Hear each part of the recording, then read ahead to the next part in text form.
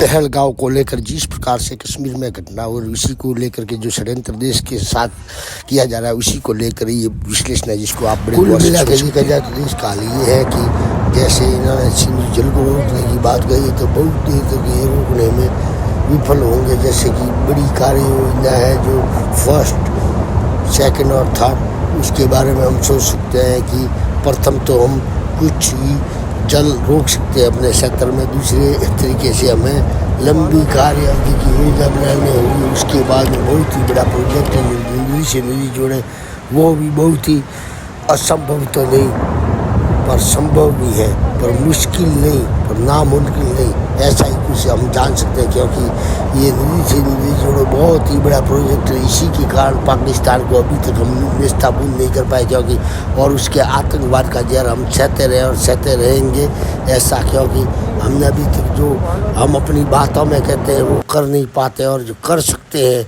वो बता नहीं पाते। इसी प्रकार से हमारी सेना तैयार है। जैसा कि ये इस दृश्य में आप देख सकते हैं कि पहलगाम में हुआ आतंकवादी हमला और पीछे खड़ा मुल्ला जो अल्लाह अकबर चिल्ला रहा है, ये भी दृश्य आपके सामने प्रस्तुत है। इसके अलावा इसके पीछे के दृश्य में जो आतंकवादी कार्रवाई कर रहे हैं ये भी हमें साफ साफ दिखाई दे रहा है, परंतु इसका जो कह सकते हैं कि रिएक्शन हुआ वो बहुत ही बड़ा है। जैसे कि आप देख सकते हैं इस दृश्य के दौरान जो कि अहमदाबाद का है और इसी में जो शांदुला तालाब है उसी पर लगभग 50 से 60 करोड़ की जमीन थी। उसी पर जो कब्जा जमाए हुए थे बांग्लादेशी हो पाकिस्तानी हो, इसके अलावा जो आलतू फालतू के मुस्लिम हो उनके द्वारा, तो उनकी भी पोल व सारी की सारी पोल खोल करके उजड़ के दी गई। जैसा कि दृश्यों के द्वारा आप देख सकते हैं कि कितना पुलिस फोर्स, कितनी जेसीबी, कितने मशीन लगे हुए हैं, उसी के द्वारा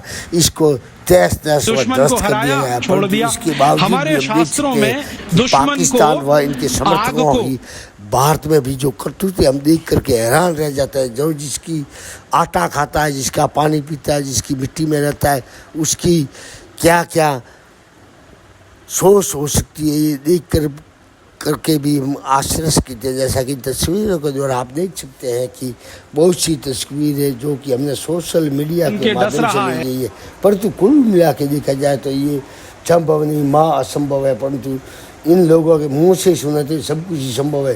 कोई 41 साल, कोई 45 साल से कई कैसे किसने कितने पिल्ले पैदा किए, बच्चे पैदा किए, परंतु मेरे देश की धरती पर ये लोग सारा का सारा फायदा उठाकर भी गाँव जमा रहे हैं। जैसे कि इनकी बाप की पैदाइशी ज़मीनें हो, जैसे इनकी बाप की बहुत ही बड़ी मेहनत लगी है, तो इसी प्रकार के देख देख करके देश और दुनिया हैरान है कि एक ऐसा धर्मशाला जैसा देश भारतीय हो सकता है जिसमें कोई अनुशासन नहीं, कोई देशभक्ति नहीं, सिर्फ और सिर्फ आटा खाना, बच्चे पैदा करना, किसी का साथ सो करके कहीं किसी देश भारत जैसे देश में आकर पिल्ले पैदा करना, और वही इसी समुदाय का कारण रहा है। इसी के कारण यहाँ पर रहने वाले व्यापारी बंधु हो, बहुत से बहुत उत्कृष्ट कार्य करने वाले लोग हैं, उनकी औलादें, उनको यहाँ पर सहन नहीं है।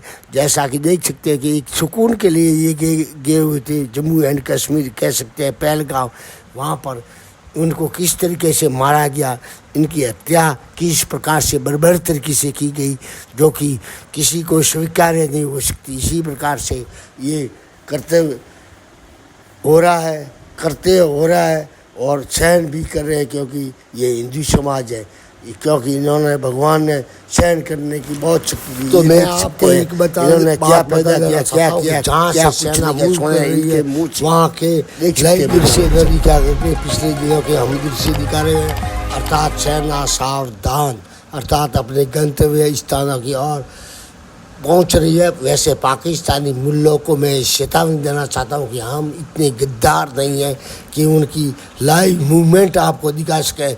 जैसा कि हमारे गृह मंत्रालय के द्वारा आदेश है उसी प्रकार हम चल रहे हैं, परंतु देख सकते हैं कि पाकिस्तानियों का पाप हमारे भारत वो सड़क सुधार होने वाले लिए उन्होंने खुली छूट अपनी तीनों सेनाओं को दे दी गई है कि आपको कब कहाँ और क्या करना है वो आप कर सकते हैं। इसके लिए खुले हाथ दे देगी और इसी के तहत चुनने पर पाकिस्तानियों की भी पिछली जगह से आवाज़ निकलनी शुरू हो गई है। न केवल पाकिस्तान के बल्कि उनके समर्थकों देशों की, वहाँ उनके समर्थक भारत में रहने वाले लोगों तक की भी आवाज़ निकल चुकी है। जैसा कि इन तस्वीरों जो आप देख सकते हैं कि जैसा कि हम आपको बताना चाहेंगे कि पाकिस्तान भारत की एक नाजायज़ औलाद है, और नाजायज़ औलाद जो अनुशासन में न रह करके भी अपने भाइयों पे हमला करे तो उसकी कैसी औकात रहेगी और उसको कहाँ पहुँचाना होगा। जैसा कि आप देख सकते हैं कि पाकिस्तान ने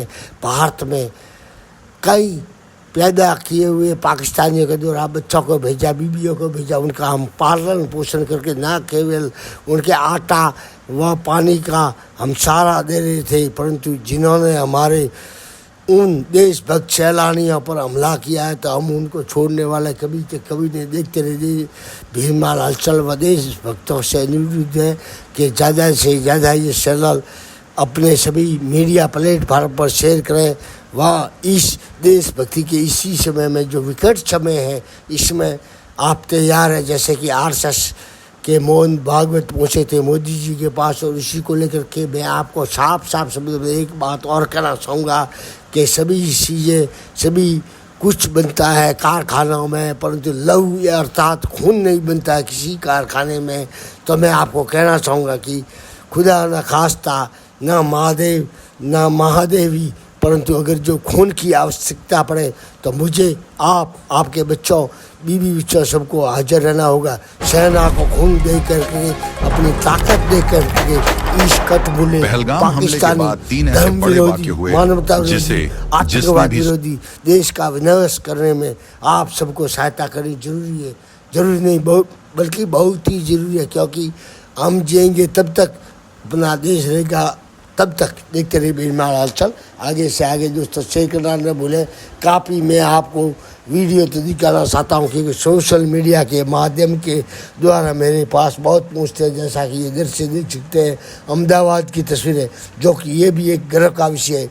खुदा न खास्ता कहिए या महादेव की मेहरबानी, जो घुसपैठी बांग्लादेशी हो पाकिस्तानी हो या खातूनी हो, जो पिल्लों को पैदा करके भारत का आटा खिला करके हमारे विरुद्ध भड़का रही थी, उनके विरुद्ध ही भगवान महादेव के आशीर्वाद से बहुत ही कुछ आपको देखने को मिलेगा। जैसा कि इतना बड़ा फोर्स तैयार था, 3000 से लगभग झुग्गी झोपड़ियाँ कह सकते हैं कब्जाबंदियों को निचोड़ करके फेंक दिया है, और 60 से 70 करोड़ की जमीन को भी आबाद कर दिया है। आप किसी पार्टी पक्ष में न पड़े बल्कि राष्ट्रभक्ति के दौरान इसी लहरों में टहलते रहे। देखते रहिए, अपने सच्चा बच्चों को भी बता रहिए कि देश रहा तो हम रहेंगे, हिंदू रहे तो भारत रहेगा। बाकी तो आप जानते हैं इजराइल को कितने देशों से लड़ाइयाँ करके भी जिंदा रहना पड़ता है। अपने छोटे छोटे बच्चों को हथियार